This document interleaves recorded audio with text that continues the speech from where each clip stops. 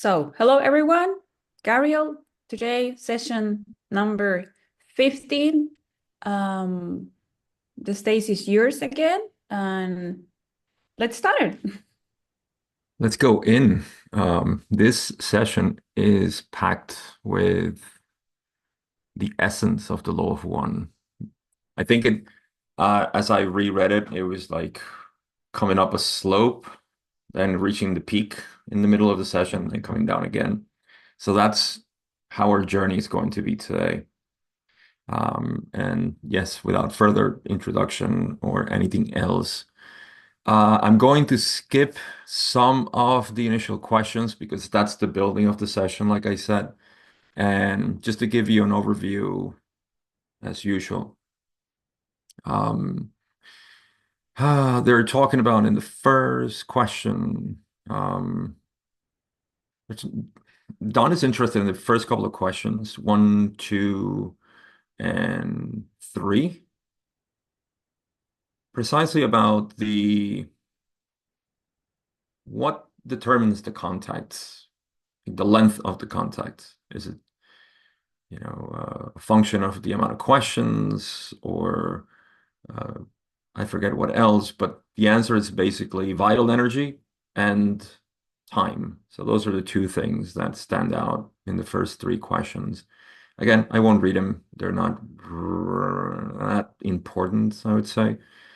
Um, we go into aging, which is going to bring us to that peak. So um, I'll probably read these and then kind of get the momentum to the questions that I find a lot more aligned with the law of one.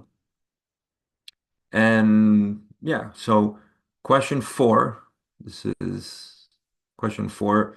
Don is asking with his first question. He says, why does rapid aging occur on this planet? I think this was a previous topic they discussed before. I know they talk about this later on again.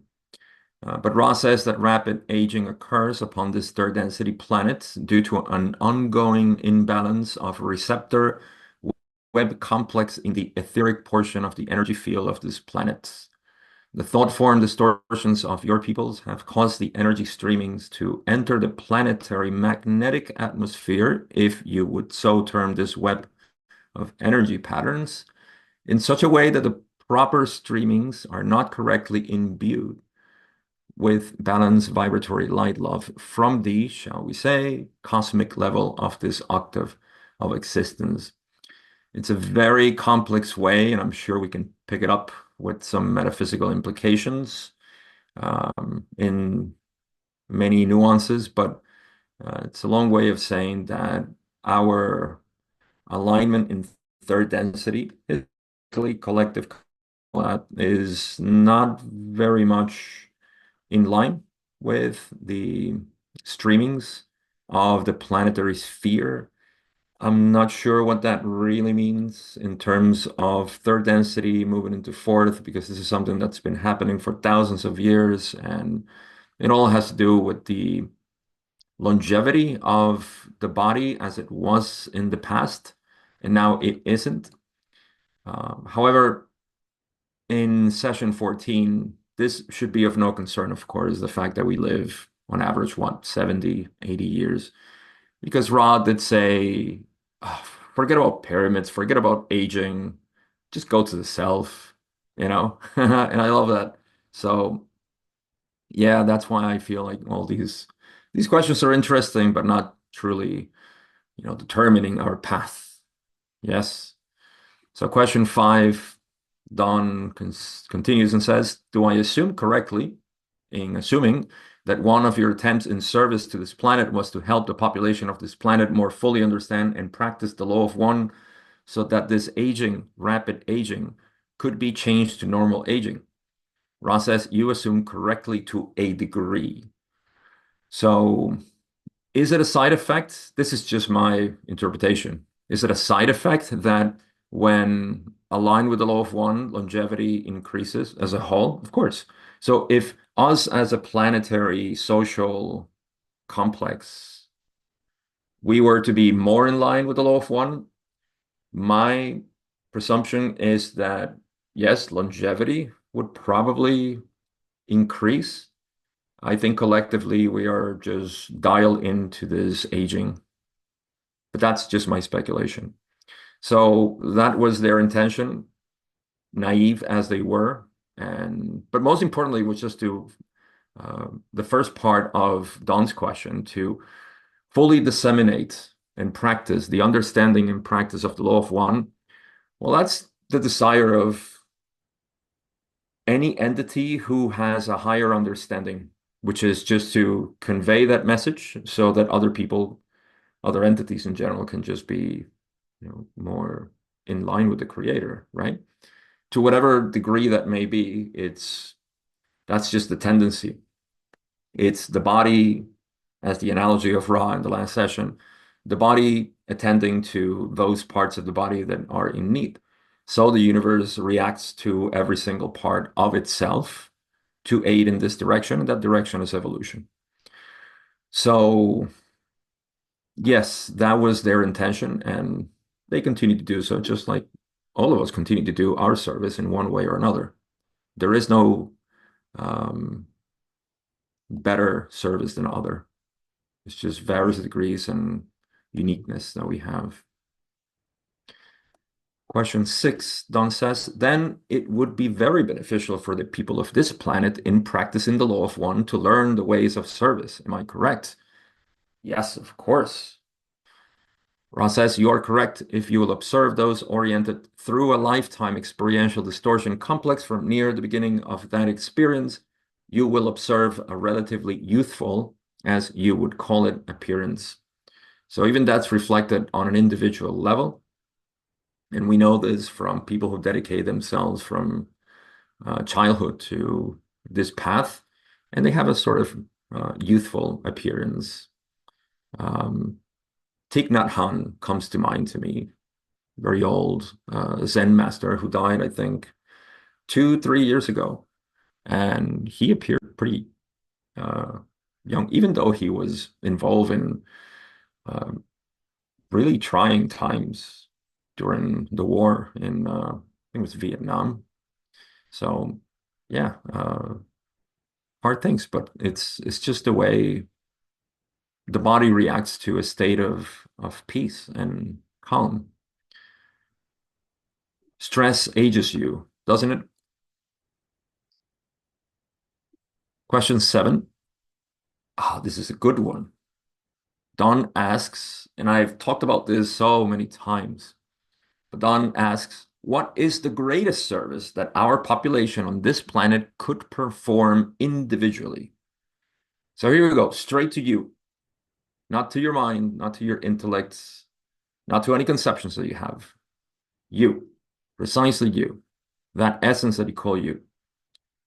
What is the greatest service you can provide individually to the population of the planet in general, to everybody, to the universe, I would say? Ra says, there is but one service. The law is one. The offering of self to Creator is the greatest service. The unity, the fountainhead. The entity who seeks the one Creator is with infinite intelligence. From this seeking, from this offering, a great multiplicity of opportunities will evolve depending upon the mind-body-spirit complexes distortions with regards to the various illusory aspects or energy centers of the various complexes of your illusion. I'll try to condense all that in short words. But Ra finishes and says, thus some become healers, some workers, some teachers, and so forth. So, what is this great service? Greatest service? Well, it's one service. It's really just one. The law is one. The offering of self. Now remember, Ra doesn't refer to self as we know it in Hinduism or Buddhism, self, no self. Forget about all of that. Self is this sensation of being, right? I am something, I am someone. So the offering of this something or someone to the Creator is the greatest service, the unity, the fountainhead. That is the greatest service.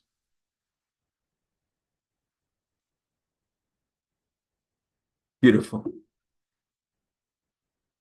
Father, to you I raise my whole being, a vessel emptied of self.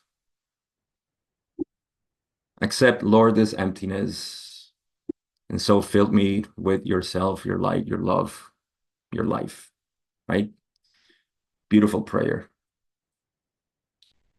The entity who seeks the one creator is with infinite intelligence.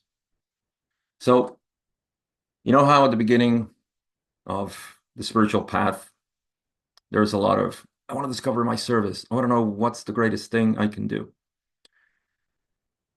How can I help people?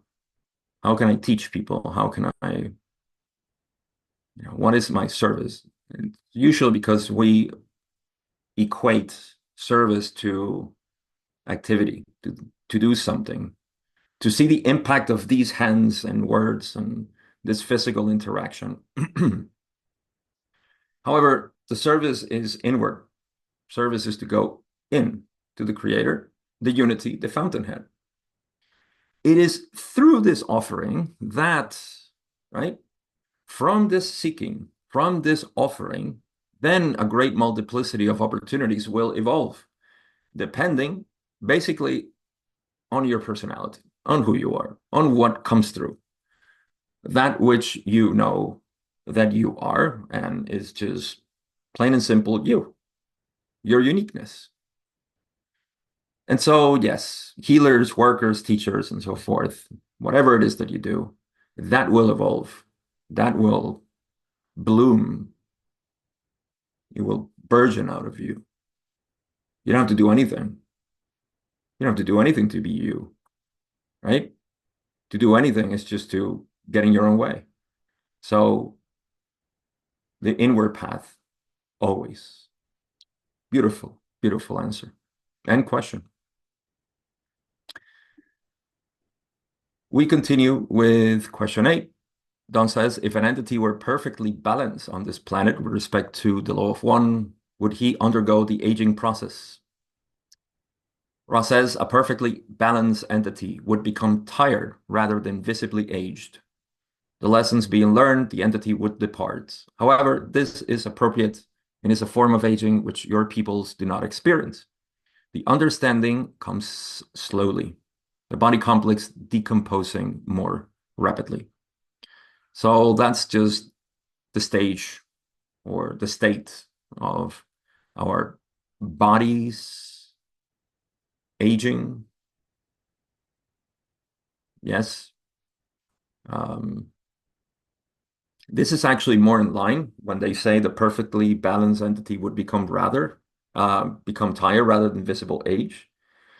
When they talk about fourth density, and at some point Don asks about the transition to death of space-time in fourth density to basically dying in fourth density. And Ross says, yes, they just simply become tired and they know that it's time to recycle a new body that is, I would say, programmed and designed for the further, lessons that they have to go through. But yeah, the transition between death and reincarnation, I guess, in other planets, it's less of a mystery than here. Whereas, here is like, is there even reincarnation? What's happening? So yeah, I guess that's the same state. It'll be the same thing here in third density, but that's, according to Ra, that is something that we do not experience. We just uh, gradually age and the body dies before there's a higher understanding. Question 9, Don says, can you tell me a little bit about the definition of the word balancing as we are using it? I love this answer. Ra says, picture, if you will, the one infinite. You have no picture. Let me pause there. Picture who you are right now. Everybody do this. What do you get? You get an image. You get a thought. You get an idea. Doesn't it go rapidly? Is that really you? Is it your name? What is it that you call you? If you get a picture, it goes away. And yet you're seeing it. Isn't that the one infinite? Do you see any limitations into what you say you? Don't say the body. The body is what you experience. Thoughts is what you experience. Visions, ideas, etc. But what you fundamentally call you, it has no form. It gives form to everything, or form arises in it. You can call it whatever you want. That's the truth. So picture yourself. You have no picture. Thus, the process begins. Now, I want you to keep doing this exercise. Notice that what you are, essentially, right, has no form. And yet, the process begins of creation. Whatever it is that you're creating right now, your body, your mind, your thoughts, my words, you're sitting, whatever it is, chair, everything.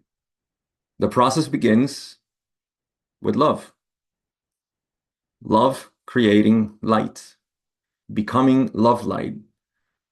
This streams into the planetary sphere. We're gonna go in a full journey here, but we'll go back to this exercise. Just know that from this self that you know you are, this I, something that you call yourself over 1,000 times a day without even noticing it. Out of this I, something's happening. This, whatever this is happening. It's what we call experience. So we'll go back to that, but here Ra goes full uh, lab coats, scientist explanation. They say the process begins, love creating light, becoming love light, streams into the planetary sphere according to the electromagnetic web of points of nexi of entrance. These streamings are then available to the individual who, like the planet, is a web of electromagnetic energy fields with points or nexi are of entrance.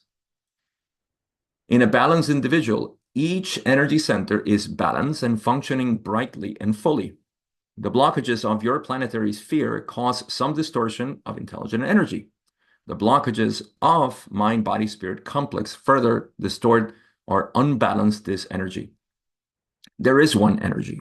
It may be understood as love light or light love or simply intelligent energy. So this is the explanation as to how this intelligent energy manifests through us.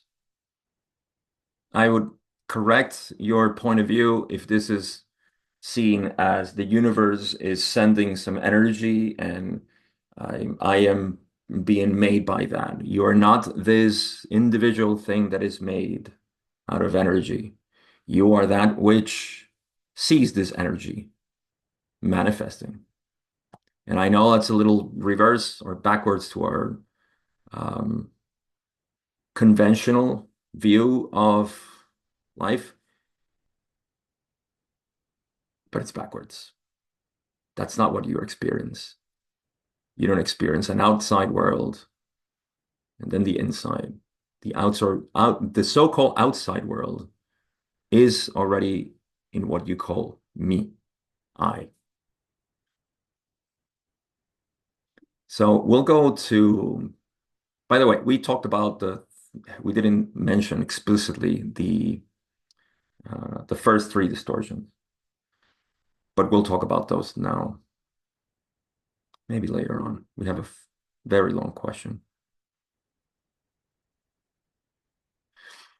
Okay, so I'll come back to this and the exercise of experiencing these first three distortions. Question 10, Don says, am I correct in assuming that one of the blockages of a mind-body-spirit complex might be due to an unbalance of, shall we say, ego? And this could be balanced using, say, a worthy-unworthiness balance. And I love that this is the only part in the whole raw material where the word ego is used. And Ra says, this is incorrect. Don says, can you tell me how you balance the ego? And this is like a head scratcher, I suppose, for Ron. They say, we cannot work with this concept as it is misapplied, and understanding cannot come from it.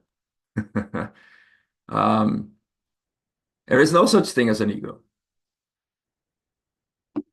We hear it all the time, you know, I gotta work my ego. Oh, my ego's doing this. There is no such thing. We're playing the game of the character and giving credence to the character. But the character can only be real as long as you have imagination to create it and maintain it. But in true work, there is no such thing as balancing an ego. It's like me asking you, all right, go ahead and grab that thing with the shadow of your hand. Now tell me I'm insane. I can't do that. The shadow has no physicality. It's just an absence of light. It's confusion. It's what it is. The ego is confusion. It's a backwards view. So it doesn't really exist. And Ross says that they'll kind of associate it with the energy centers now because next question, question 12, Don says, how does an individual go about balancing himself? What is the first step? So we're going to go through a quick rundown on the energy centers here, and I'll do my best to give a decent association of energy centers and experience, right? So Ross says the steps are only one. That is an understanding of the energy centers which make up the mind-body-spirit complex. This understanding may be briefly summarized as follows. So before I get into this, energy centers, the way I explain them and see them,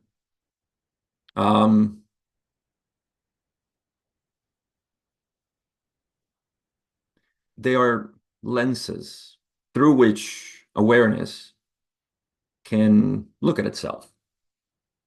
Let's keep it simple. There is awareness. There is no such thing as no awareness. And so awareness in itself has no experience. Finite awareness, or the concept of being finite, can have experience. And so that's when we travel through the energy centers. And that's what the energy centers really are. They're part of a structured experience. So a balanced experience must allow the energy of awareness, or prana, life, to flow through without any hindrance, no blockages. That's a balanced individual. So the first balancing is of Malkuth, or earth, vibratory energy complex. That's the red ray, or root chakra. An understanding and acceptance of this energy is fundamental. I think there is no way to not accept this, because this is basically feeling alive, or just knowing that you are alive. That's why it's associated with survival. Awareness goes right into that when we're trying to survive for some, event that's happening. It's a foundational ray, or part of experience. It's always sustaining us. It's the ground of experience. The next energy complex, or energy center, which may be blocked, is the emotional or personal complex, also known as the orange ray complex. This blockage will often demonstrate itself as personal eccentricities or distortions with regard to self-conscious understanding or acceptance of self. So this is the first energy center that regards the self-awareness, right? It is an awareness of me and another self. Interesting that they, of course, related to personality disorders or personal eccentricities, as they say. I call it, this is the sort of, when they talk about eccentricities, I imagine, somebody who wants to prove to the world and to other people, something through their appearance. We have a lot of this in our societies and in history. We've always had this. So it's yeah, that's the sort of blockage that they are talking about here, demonstrating as personal eccentricities, being sort of flamboyant for some particular reason or an agenda, trying to prove something. It's just my view. The third blockage resembles most closely that which you have called ego. I'll talk about this. It is the yellow ray or solar plexus center. Blockages in this center will often manifest as distortions towards power manipulation and other social behaviors concerning those close and those associated with the mind-body-spirit complex. So this is our relationship with others. And up to here is where the separate self can work. Like this is the maximum reach that the separate self has, which is, of course, other people, communities, and so on. And so the energizing of what we call the negative path is, in essence, these three energy centers, mostly the third. There is a blockage of the heart. We can't allow energy to go to the heart because that's contrary to the separate self, who aggrandizes itself as dominator and controlling and so on. So that's what people associate mostly with the ego. Why? Because, like I said, is the highest experience the separate self can have. If you follow the negative path all the way to sixth density, what are they trying to do if not dominate the whole universe, right? They go from planets to whatever, and this whole game until the point where they say, I'm going to reach and be the master of this universe. And then it says, oh, gods, to be that, I need to be everything. Oh, I didn't think about this, and then they switch, or they don't switch, but they just lose polarity. So it's all funny. To me, it is. You got to find some humor in this. Otherwise, it becomes dull. So those with blockages in these first three energy centers or nexi will have continuing difficulties and ability to further their seeking of the law of one. As long as there is the separate self, whispering in your ear, then you will find some trouble trying to open your heart, of course. It's that little devil and the angel here. Who's winning? Which wolf are you feeding? Sort of thing. We move to the heart. Ra says the center of heart or green ray is the center from which third density beings may springboard, shall we say, towards infinite intelligence. Sometimes when I read infinite intelligence, I'm almost like triggered to say intelligent infinity. I want to see how many times they said infinite intelligence compared to intelligent infinity in the whole raw material. Anyhow, thinking out loud, they say blockages in this area, the heart, may manifest as difficulties in expressing what you may call universal love or compassion. So this one's quite simple. This universal love or compassion is not the particular, which is a little distinction that we always like to make.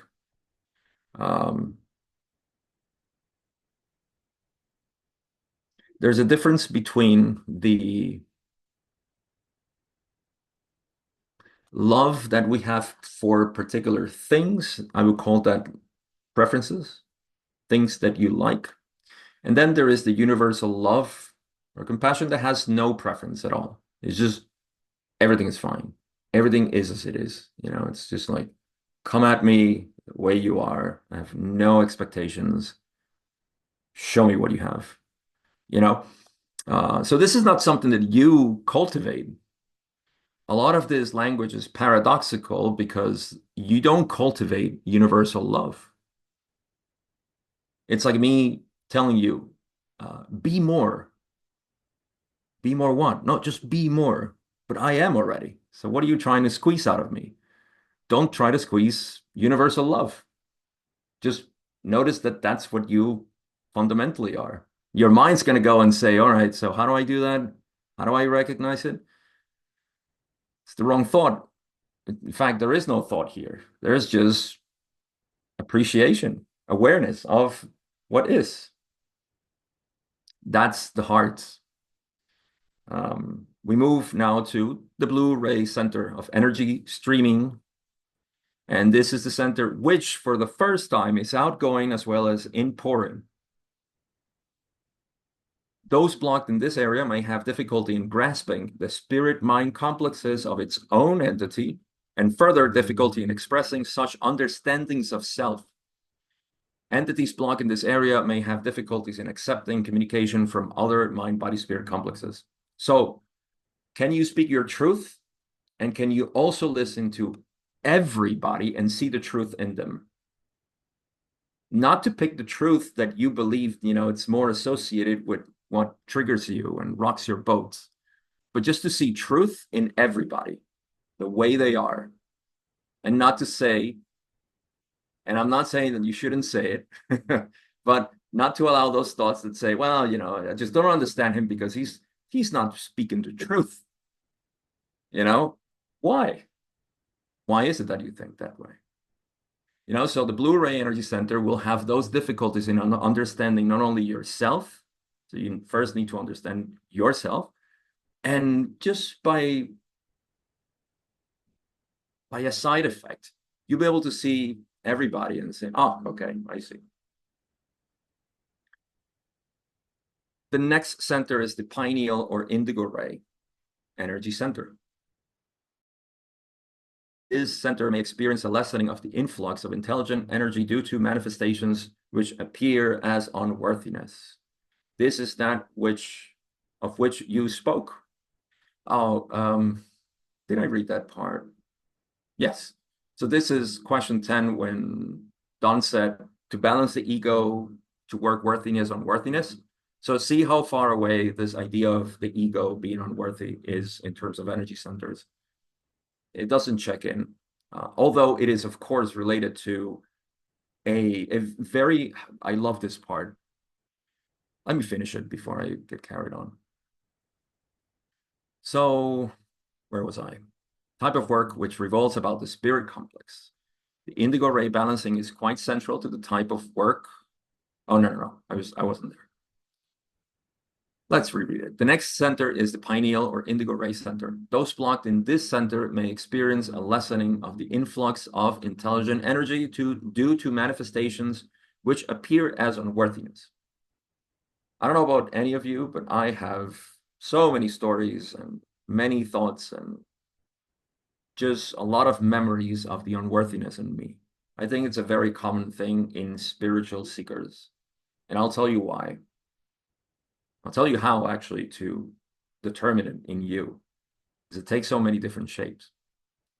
But yeah, just being fully open here. I know what unworthiness feels like. It's almost like I decided to experience unworthiness in this planet. So this is that of which you spoke. As you can see, this is but one of many distortions due to several points of energy influx into the mind-body-spirit complex. The indigo ray balancing is quite central to the type of work which revolves about the spirit complex, which has its influx into the transformation or transmutation of third density to fourth density, it being the energy center receiving the least distorted outpourings of love light from intelligent energy and having also the potential for the key to the gateway of intelligent infinity. So in short, the indigo ray is the collapse of duality. Yes? So remember I said awareness is perceiving itself through all of the energy centers at once. And the higher it goes, the more it experiences itself fully as it is. And so the indigo ray is precisely the moment where it stops seeing separation, or the typical duality of self and other, self and world. Now, here's why unworthiness is the biggest blockage. Because in my work over the past couple of years, I've seen something that it's just so cute and adorable in ourselves, which is that last little humble, fake humble ego that says, I love the creator, everything is the creator except me. I just can't accept that I am the creator. It's so big, no. It's like a last step. And it's the last step of collapsing that. Because you see what's happening? There is a view that I am this little thing because everything else is. And that is the smallest obstacle that exists in unworthiness, of not being able to see yourself to that, because you're still ascribing too much grandiosity to this creator. You have it too high on the pedestal. It's time to knock it down. It's what we say in Zen. If you see the Buddha on the road, kill it. What? What do you mean? Yes, kill the creator. Stop it. Stop that God worshiping thing. I know it sounds paradoxical, but I'm supposed to love God. You have to. You can't love. It's an insult to God to say that he's different than you. I mean, just think about it. And that's what we are doing when, in some shape or other, we're looking at the creator as not being me. That's unworthiness. You are not worthy of the creator. You still separate yourself from it. Even though you accept, love, unconditional love and truth and so on, there's the last little thing. And the thing to admit is that the creator is nothing special. Creator is this. The creator is, and you are, and that's it. It's just my view anyway. Last part of this answer. Ross says the remaining center of energy influx is simply the total expression of the entity's vibratory complex of mind, body, and spirit. It is as it will be. Balance or imbalance has no meaning at this energy level, for it gives and takes in its own balance. Whatever the distortion may be, it cannot be manipulated as can the others, and therefore has no particular importance in viewing the balancing of an entity. So this is just the summary of the whole spectrum of energy centers. And there is no such thing as balancing. It's a measure of all the other energy centers. So nothing to do there in terms of balancing. That's just your signature, let's put it that way. And your signature is always varying. It's always changing depending on how balanced or unbalanced you feel in the moment and so on. Like Ross said, anybody can become a healer in an instant and become fully balanced. I love that. I could go into the implications of that, but we need to move on. Question 13. Don says, you previously gave us information about what we should do in balancing. Is there any information that we can publish now about any particular exercises or methods of balancing these centers?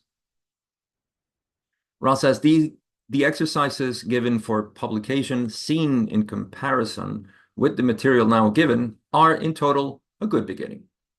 It is important to allow each seeker to enlighten itself rather than for any messenger to attempt in language to teach, learn for the entity. This is going to get a little bit complicated in language. Thus being teach learner and learn teacher. This is not in balance with your third density. We learn from you, we teach to you. Thus, we teach learn. If we learn for you, this would cause imbalance in the direction of the distortion of free will. There are other items of information allowable. However, you have not yet reached these items in your lines of questioning, and it is our belief feeling complex that the questioner shall shape this material in such a way that your mind, body, spirit complexes shall have entry to it. Thus, we answer your queries as they arise in your mind complex. So as I'm prone to do it, I'm just going to dilute the whole message in my words and my own vocabulary, but I'll give you a synopsis of what Ross said here. Because Don is asking, in essence, give us more. What can you give us for this balancing, right? And Ra refers to, in my opinion, to the balancing exercises given session 5, healing, and all of this. That's the most powerful that we got so far. And then this with the energy centers. So we gave you that, and that's a good beginning. Also, it's important that you allow everybody to discover themselves, to discover the truth. In other words, nobody should attempt to enlighten another being. Why? Because this is the attempt of saying, no, you got to believe in this. Trust me, this is how it is. I'm trying to use common vocabulary to express the same thing, but that's what they're saying. We're not going to learn for you. That's a way of saying, oh, just believe in this, just do this. That's going to get you there. And I think I've said this in the past and I'll keep saying it, but I love in Spanish, we don't have such thing in English. I have this thing with Spanish and English where some words in English, like inside, it's so perfectly beautiful, aligned with this work. And then there are other words like in Spanish, which is teach, right? I'm a teacher. I call myself a non-dual mentor because that's what I love doing, right? But I don't teach in the way that I give lessons and I conceptualize things for people. I teach in the same word as enseñar, which means to show in Spanish, and also to teach. So I don't give lessons, I show. And my whole work, my whole methodology is centered around guiding you and showing you. If you can't see it, then I won't see it for you. You have to see it. And that's my point. So that's what Ra is in essence saying here. You can just show things. People have to see them for themselves. If they don't, that's fine. They've seen it. They've seen whatever they have to. Even if it's full rejection, they saw it. So we just become more skillful, I would say. I love this part. This has all to do with how to teach, how to show. And then the last part, they're saying, there are other things that we can share with you, but you haven't really asked. And in the future, you may. That's basically all they're saying. Question 14. Don't worry, we're going to get to the end of this. Question 14. This is the one. Where's the people from last week? We were waiting for this. So question 14 refers to the statement that Ross said about stop focusing on aging and all these things. Focus on yourself, right? So Don says, yesterday you stated, quote, this is Ron, the harvest is now. There is not at this time any reason to include efforts upon these distortions toward longevity, but rather to encourage distortions towards the heart of self. I love that, heart of self. For this, which resides clearly in the violet ray energy field, will determine the harvest of each mind-body-spirit complex. Could you tell us how to seek, or best way to seek, the heart of self? Interesting that just a couple of questions before, we talked about the violet ray being the sum total of this mixing of energy centers, and that's what determines your spiritual makeup. Let's put it that way. Yeah. And so in here, in this coloring of yourself, that's where the determination, or where we measure the harvesting of the individual.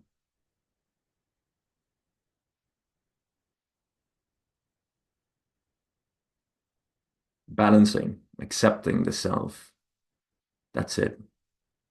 So what is Ra going to say about what is the best way to seek the heart of self? Ra says, we have given you this information in several wordings. However, we can only say the material for your understanding is, drum roll, the self, the mind-body-spirit complex. Again, I'm reiterating here that they don't say self like we know in other traditions. The self to them is this jivatman, which we call in other traditions like Hinduism, this feeling of being. You have been given information upon healing, as you call this distortion. I just did a full seminar, master class on healing through the law of one. And I mentioned this, by the way, I'm sorry that I'm deviating a little bit, but bear with me. This is actually fascinating.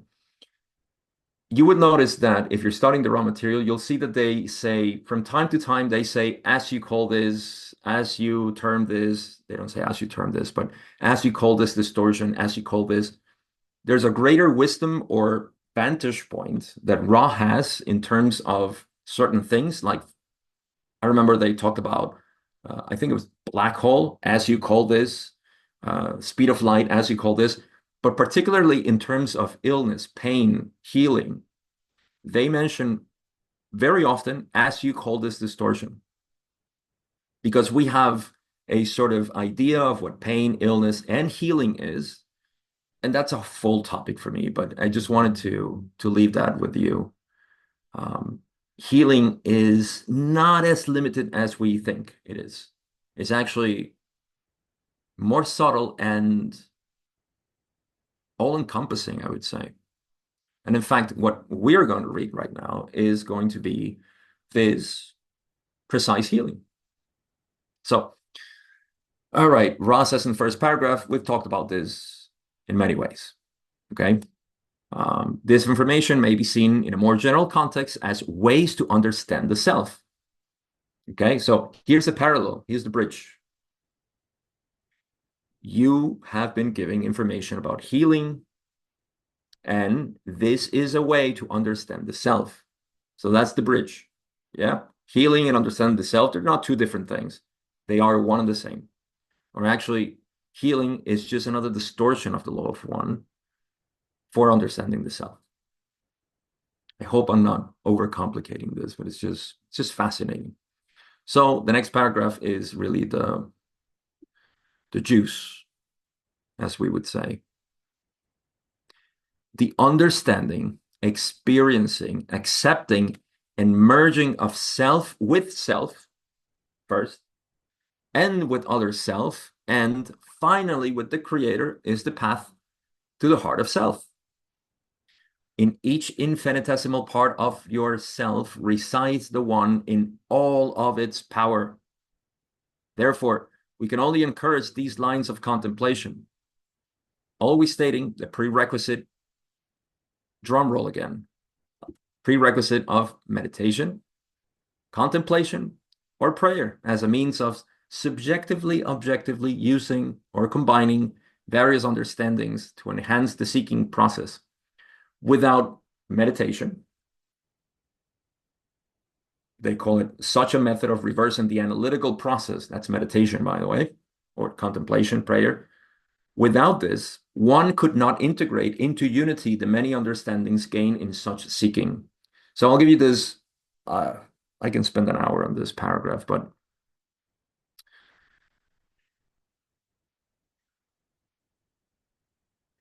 this integration that happens in meditation, imagine if you want things to sink into the ocean for some reason, right? And all you keep doing is playing at the top of the surface. That's our thinking mind, moving, moving, moving, moving, moving. You go to sleep and it kind of like settles down. Some of it sinks. You wake up and it keeps going up and up and up and up. It'll never sink. You see? So this is the method of reversing the analytical process, meditation. Now, if your meditation is about thinking, then you're doing the same thing. You'll need to give space to yourself, to that self. Okay, and I don't want to make this a meditation topic, but So powerful.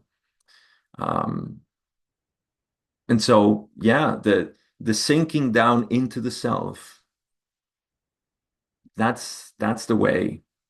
That's the way to understand, experience, accept, and then merge yourself with self and then with other self. It'll happen automatically. You don't have to do anything to merge with other self. If you merge with yourself, it's an automatic thing. I can't explain this to you. It's just it's been happening. It just happens. So here's where we get the peak.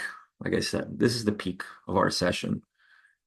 I would encourage you guys to concentrate on this. If you want to study the law of one, concentrate on this answer forever. Not for a couple of months, for a year, no, forever. Just keep this in mind. The other stuff kind of just, it's a little, you know, adornment here and some ornaments and decoration, paraphernalia of some kind in the model of reality and so on. But this is it's the heart of self. So again, I feel like after this, we're gonna go into commercials or something like that with the next questions, and you'll feel it. I hope it's just not my tone, but the questions themselves.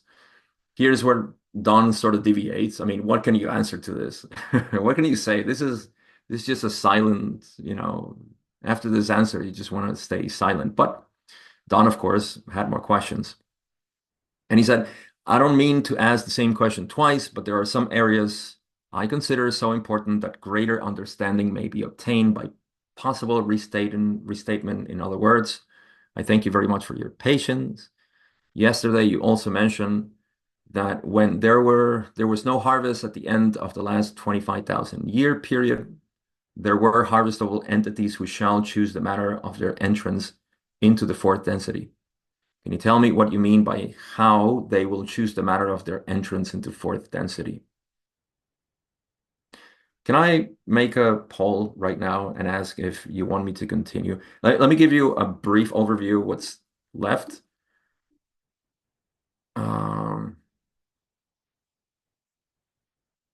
So I know we're pretty close on time, and I want to hear you guys too. This is no fun if it's just me talking. So they're going to talk about in the next couple of questions about the elder rays, which are meant to be, and there's some clarification about this term. These are the ones who graduated after the second, so 25,000 years ago. Yes. And they graduated to fourth density, then they came back. There's some talk about that. Pretty much until almost the very end. Yeah, that's the whole topic. And then if they are wanderers, and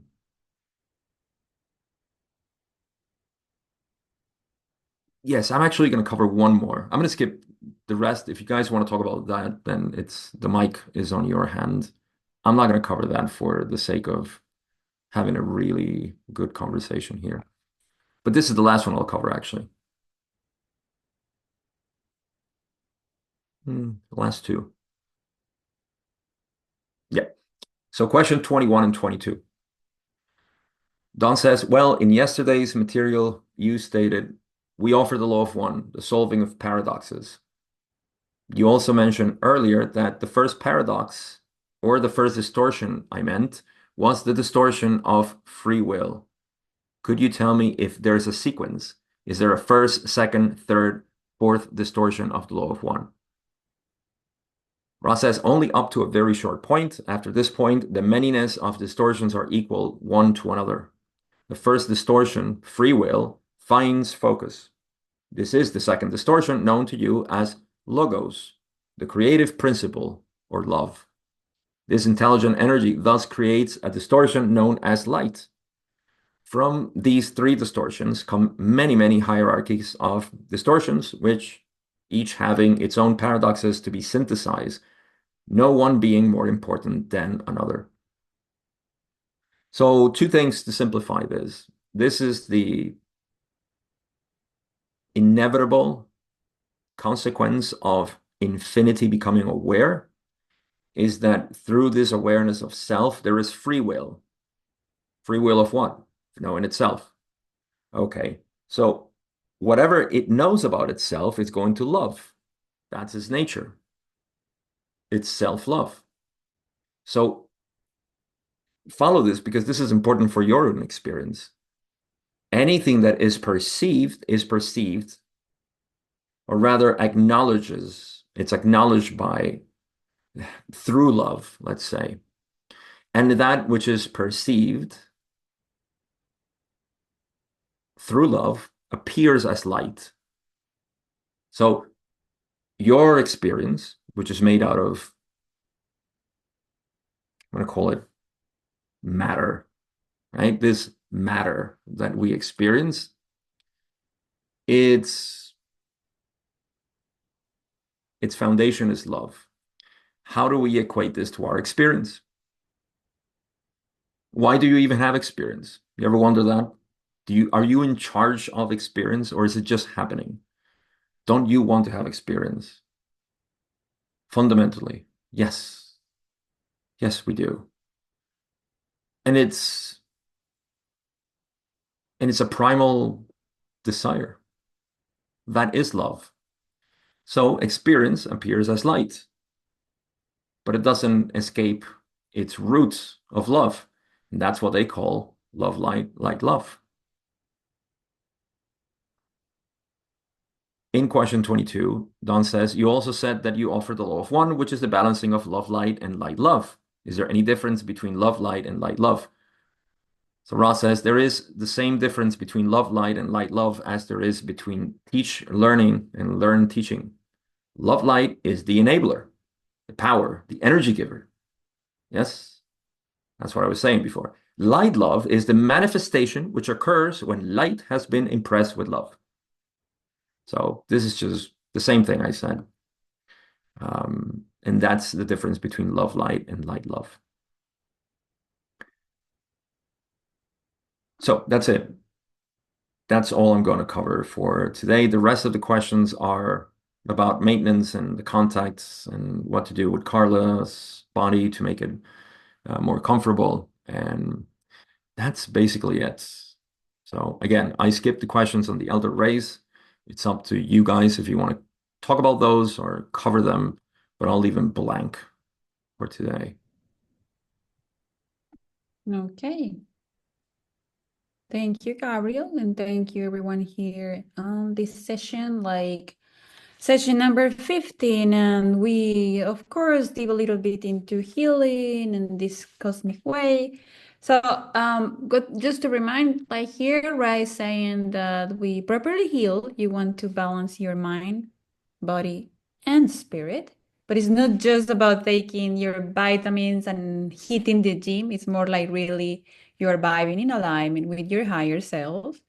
And you need to accept all part of yourself, as Gabriel also mentioned before, even the messy bits that to be the truly whole, and they also talk about how intention is the key, and without it, any fancy healing technique will really stick. So you can go to everyone in order to be balanced, but if you are not, you don't have the purpose on it and you don't have the intention, there is no way to be balanced. And well, and apparently our planet vibe is already in all over the place. We mentioned that also last time.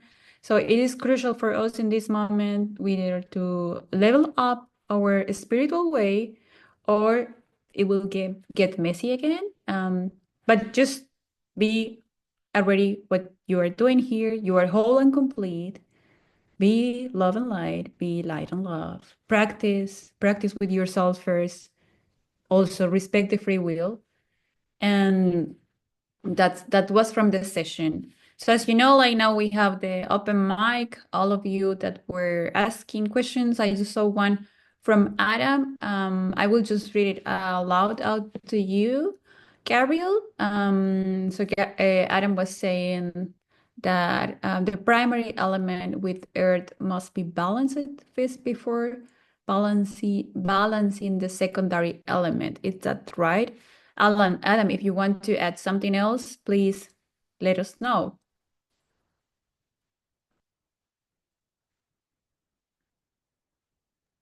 Mhm. I think he's in a call. Yeah. Or are you talking, Adam, with us? No, I think he's in a call. Okay. No, he's in a call. Yeah. Yeah, he was just asking about like the primary elements. First, you need to balance those in order to balance others. Do you have any comments about it, Gabriel? I am not familiar with the air or earth. I'm not sure what they refer to, so I don't think I can contribute much to that simile or Mhm. parallel to the energy centers. Okay. Also, something that I forgot to mention before, for those who were not able to be at the beginning or they don't know, like the one who are watching the recordings, always remember that you can go exactly to the session in the page of LNL Research. Exactly, it's lnlresearch.org. Channeling, rack contact. There are all the session listed. So we are again in the 15th. So you can also read the whole session here. Because of time, we were skipping some questions, but though you can read everything there. So that was a reminder. But yeah, like guys, Mike is and Gary is willing to answer questions. And I'm seeing one hand raised. Go ahead. The mic is yours. Thank you, Gabriel. Thank you so much for the session. I loved every moment of it. One thing that I love you to repeat it is you said that I think the balancing is everything. The rest is just, luxury things. So can you repeat that again, please? Like you said, Yeah. one thing.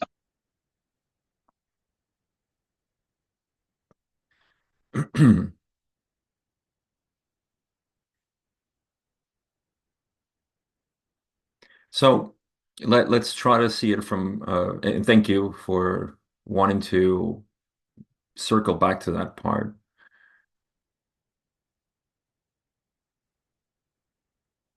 To put it in a very simple way, um, a balanced individual has no resistance.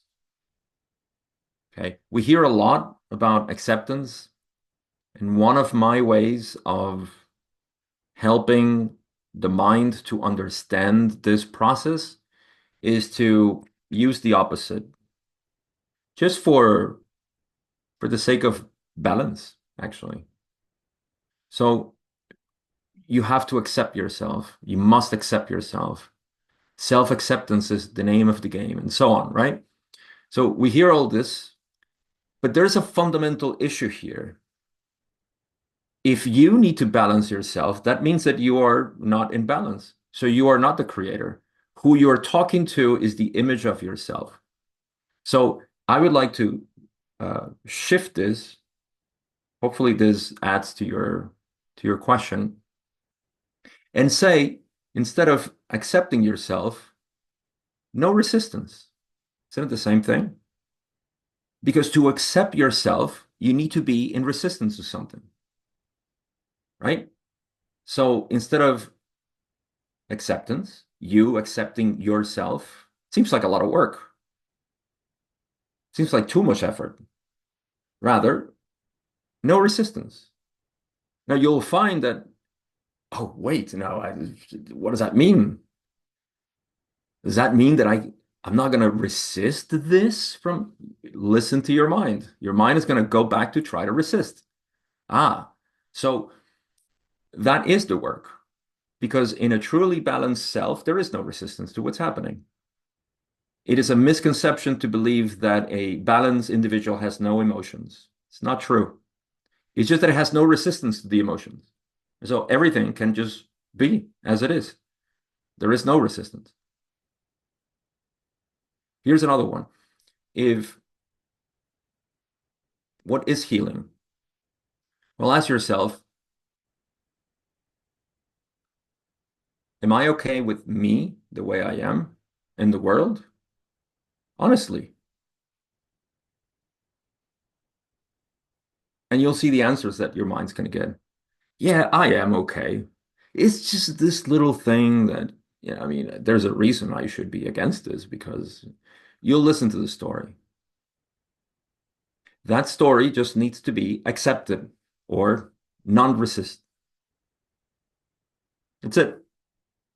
So this is about, Ross says acceptance, forgiveness, right? What is forgiveness?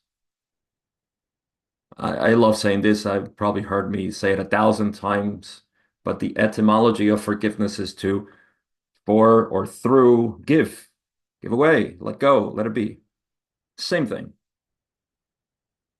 And here's the punchline. The reason why you can't and shouldn't accept anything is because you're not doing the accepting. Acceptance is what you are. So all you need to do is recognize that that's what you are at any moment. And this is what in the inner path we say, be present. You can only resist with your mind.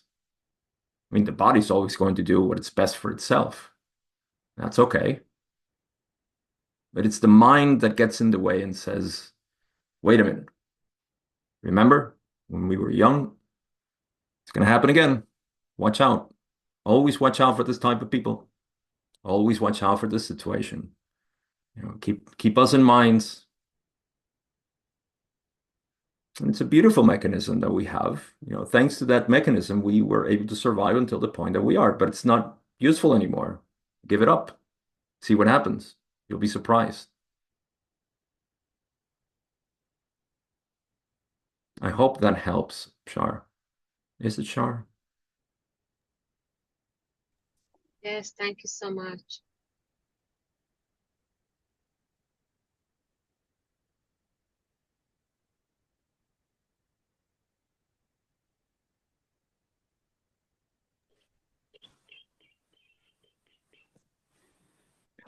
Hi, Lynn. Hi. I'm not going to wait for Ted to give you the microphone. I'm just going to ask you directly. How are you? I'm good. Thank you. One word, ego. And Ra doesn't get into this word. So, yeah. So I have problem here to understand the state or the position what Ra has here, ego. Can you go deeper about what kind of the labels as ego? The ego between the ego self, yeah, for sure. There's the ego self and self, but the Ra doesn't want to say even the name or the word ego. But ego for sure is a part of the self, right? With the distorted self in human body.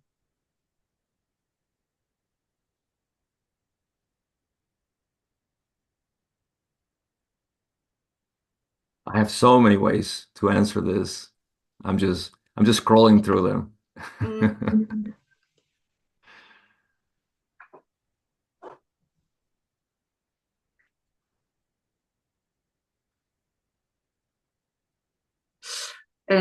So, yeah. So is a shadow part of your body? Yeah, that's I agree. Right. Is it a part of your body? No, it's a mind. Body is just a result. Right. So in your experience, here's the thing. You cannot deny that you are. So that's what we call self. I, me. Right?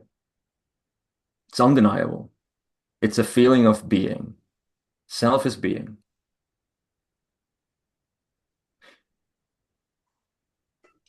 Then there is experience, like a flow of a current of events. You call that sensations and thoughts. It's a river, right? Experience is this river. Mm. And that's also you. I mean, it's reality. It's being. It's part of being. Yes. Right. No problem yet. But you see, self has an inherent quality, and that is identity. Let's go to the raw material. Session 1, right? You know what I'm gonna produce? Yeah. I think we talked about this.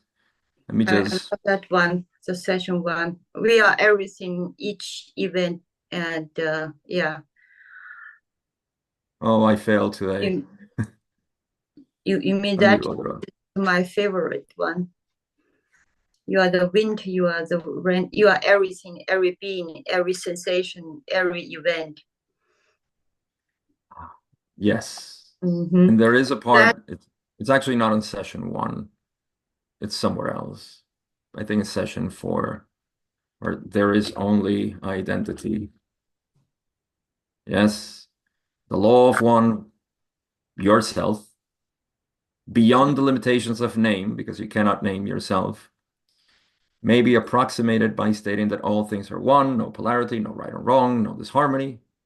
But what is it that there is? Only identity. So again, to our view of, we're investigating reality. I'm not making anything up. There is awareness, being, self, which is aware of experience. Because its quality is identity, it's almost like projecting itself. And this is the I thought that captures experience and clings into experience. I mean, it's not even possible. Try to hold on a thought. Get a thought and try to hold on to it. You can't. It vanishes. So this feeling of being something, which is identification with experience, that's what we loosely call the ego. See? And it's a tendency because we have a natural confusion. We have a natural confusion. So, in other words, this analogy is quite limited. I think it paints a good image. Self as light. Yeah, we all love that. Self as light. And when you're driving and it's foggy and the lights of the car, they're reflected pretty hard on the water particles. Yes. And so light is independent from the water particles and, the reflection on it. Light is self-reflective. Yes. It's self-luminous. And so it reflects on the particles and it says, I am that. You see? And the particles are moving and they're just kind of condensing and so on. Yeah. So that's suffering. Yes. That's dukkha. I am that. So enlightenment or self-illumination is just realizing I am the light that reflects everything. And you are reflecting this whole reality, not you, Lynn, as the individual and the story, but rather you as awareness. So ego is a tendency that we have. It's not necessary, just like the shadow is not necessary for your body. Your body does not need the shadow. The shadow is represented or passed by your body. And in the same way, you have no ego. You've never had it. It's just been a story. And it comes and goes because we have a tendency, it's a natural tendency of identity or awareness to identify with that which, it's happening. And in the state of confusion, which here in the law of one, we can understand a lot better in this model with the veil of forgetting, that sort of exacerbates things. Yes, but we can see through the veil. And that's what this path is for. Yeah. Now I'm just thinking the ego thing on earth is just like the self has been coded, has put kind of label or coded. As soon as the nature self here in the body be coded, then the ego created. Like a puppy on the stage. That is the ego thing, right? Maybe. Yeah. Now I'm just thinking I don't want to say it's a fourth self, because the ego at the same time is also catalyst, is also trigger us to learn, to get the reflection. Is a gift on the other side, or at the same time, it's like ego. Ego is like a mirror to the self and another self.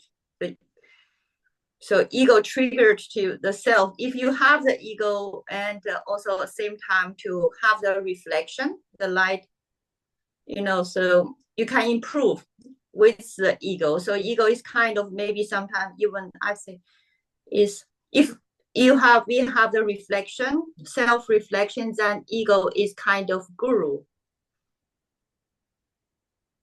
You got my yeah. Maybe a little bit confusing what I'm saying. I get what you're saying.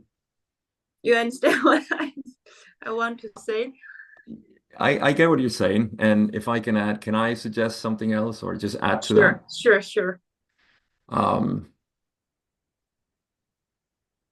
I would say that this phenomenon, I love that I'm here talking to Law of One students because I can say this and you'll understand. So prior to the veil, according to Ra, there was no ego, by the way. It literally was. Imagine we're all together in a room right now, and I start acting like I don't know, someone I'm not. I can think of somebody. And you'll see me act as person, but you're gonna see through that. You see me, right? Now, that's like seeing the creator. I am the creator of the character, and you see like, oh yes, you're playing there, but you can't fool me. You still look like Gabe, you know? Mm-hmm. So the creator kind of got, tired of that and said, you know what? I'm gonna make it very convincing so that you think when you see me, you think that I am actually that actor. So I believe that this phenomenon that we call the ego, and look, it checks with the whole model of the law of one because that's where the negative path um, came about. And so what do? They potentiate the separate self, the idea of that. And we can go on to that path if we want to. But no, the point is that I think it's just such a nice experience, to be fooled, to be confused. It's nice. But if you forgot, that that's the name of the game, then yeah, it becomes suffering. But that's to your point. It's like, yes, the ego is not here because we need it. And this is somewhat of a contention that I have with the spiritual community and some people who they say, oh no, it's all well and good. You can know yourself, but you need the ego to live here. And that is so not true. It's like saying, I need my shadow, otherwise my body doesn't work. I need my shadow. Where's my shadow? So that's how it is. I do see that the phenomena we call ego is just, it's playful, it's nice, but I'm going to read something to you it's about the ego and it's not explicit in the law of one.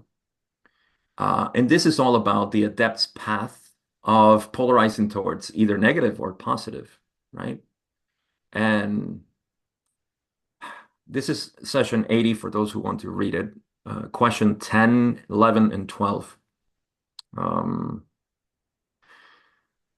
I'm going to just tell you that they're talking about the disassociation with others that's happening in both paths, polarization, positive and negative. You may know what I'm talking about here. And Don asks,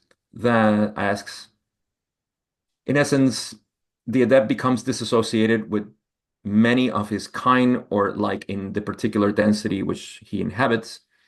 And Ra says this is likely to occur. The apparent happening is disassociation or Yeah, disassociation, whether the truth is service to self and thus true disassociation from other selves, right? Separation, the one, or service to others and thus true association. Ah, this checks in beautiful with session 15. True association with the heart of all other selves. And disassociation only from the illusory husks which prevented the adept from correctly perceiving the self and other as one. Husks, the illusory husks. Question, they say, this disassociation from the miasma, I love that word, of illusion and misrepresentation of each and every distortion is a quite necessary portion of an adept's path. It may be seen by others to be unfortunate. That's part of the discussion. But the point is that, yes, you stop seeing the playfulness of the other and say, no, you don't fool me anymore. I know who you are. Come on. God, you're a funny guy, the way you're talking to me right now, you know? So yeah, it's just, and that's what happens. You no longer are dealing with the ego of others. This person has a very strong ego. They're trying to find the shadow of the other person. Your knuckles are going to bleed hitting the wall. Eventually, you're going to say, this is foolish because you're still trying to use your shadow to grasp things. And lo and behold, you suffer, you're frustrated. There is no ego in yourself, and there is no ego in other people. You only see confusion in yourself and confusion in others. And when you see confusion in yourself and you find clarity, you can see through the confusion of others and see the clarity in them. That's also Blu-ray, what I meant about truth. So the so-called ego is a layer of confusion. I would say that, yes. Yeah. Beautiful way to say it. Thank you, Lynn. Thank you, Gabriel. There is one question, like we have room for one question. Shahar, you want to ask again? Because we are almost coming to our closing. Yes, but if anybody else has a question, I let them to go first because I already asked one question. Go ahead. There's not any other hands raises, so it's yours. Go. Okay.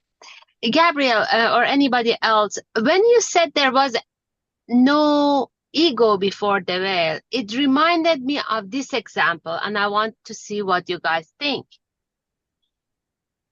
During the game of poker, if the hands are open, there won't be any poker face. There is no meaning of poker face. Do you see any resemblance between ego and poker face in the game of life?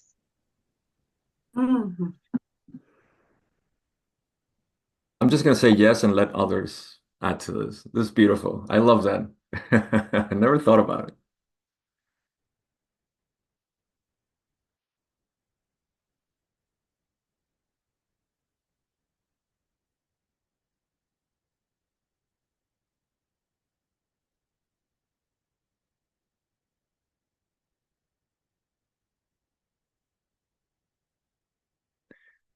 I'll just add this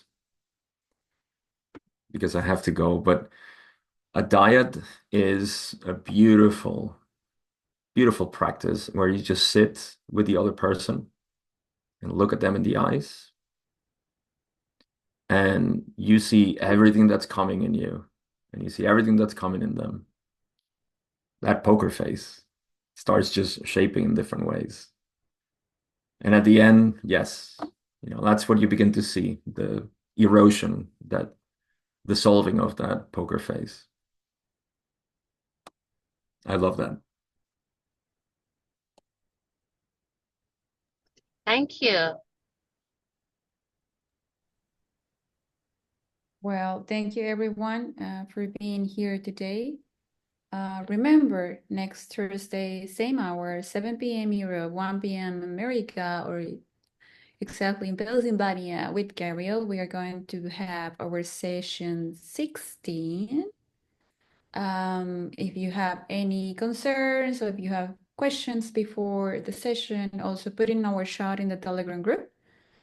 Otherwise, you can do it live here as we are doing it today. So yeah, we are closing today. And Gabriel, do you want to add something more? Because you said like already your beautiful example about the thank you, Shar, again for the poker face. You were commenting that. Do you want to add something else? No, I think the session was perfectly balanced, and just seek the heart of self is the takeaway here, whatever that means to you right now. Okay. Thank you so much.